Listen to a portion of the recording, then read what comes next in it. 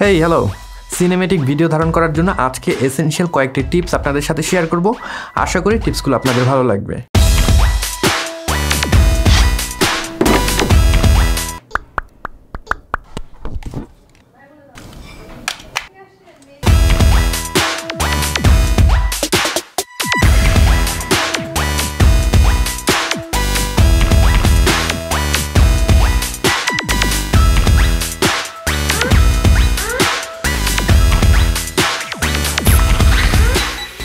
এই সিনেমেটিক ওয়ার্ডটা কিন্তু চলে এসেছে সিনেমা থেকে।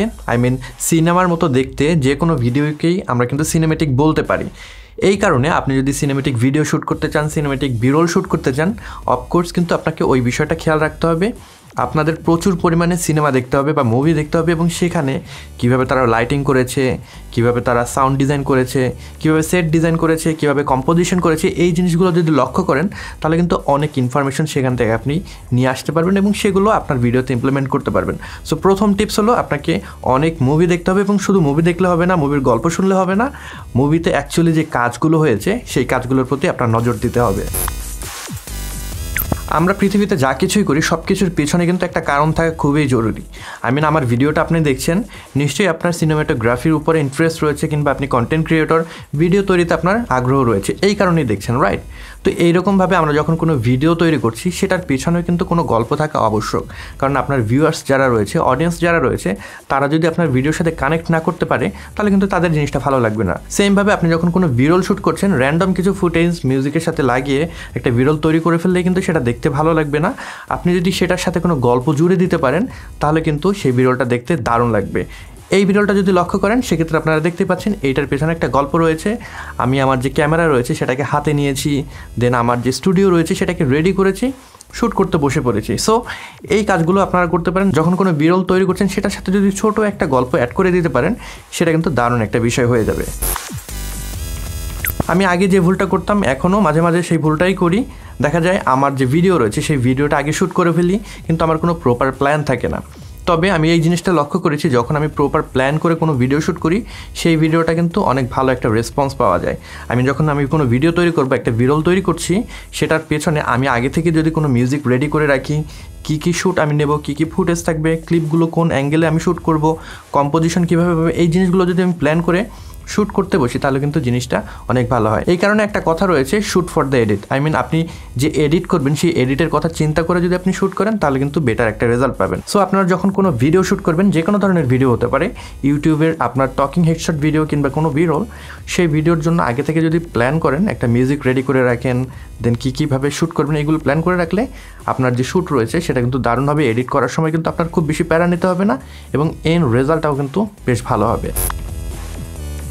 আমরা যখন কোনো ইন্টারভিউ শ্যুট করছি কিংবা টকিং হেডশট টাইপের ভিডিওতে আমরা সেকেন্ড কোনো ক্যামেরা অ্যাঙ্গেল যোগ করব, সেই ক্ষেত্রে আমাদের ক্লোজ আপ যে ক্যামেরা থাকবে সেই ক্লোজ আপ ক্যামেরাটাকে যদি আমরা ডার্ক সাইড থেকে শ্যুট করি সেটা দেখতে বেশি ভালো লাগে। আপনি যদি লাইট যে দিক থেকে আসছে ওই দিক থেকে যদি ভিডিওটা শ্যুট করেন, ওই ভিডিওতে কিন্তু আপনার সাবজেক্টের ডেপথ খুব বেশি থাকে না।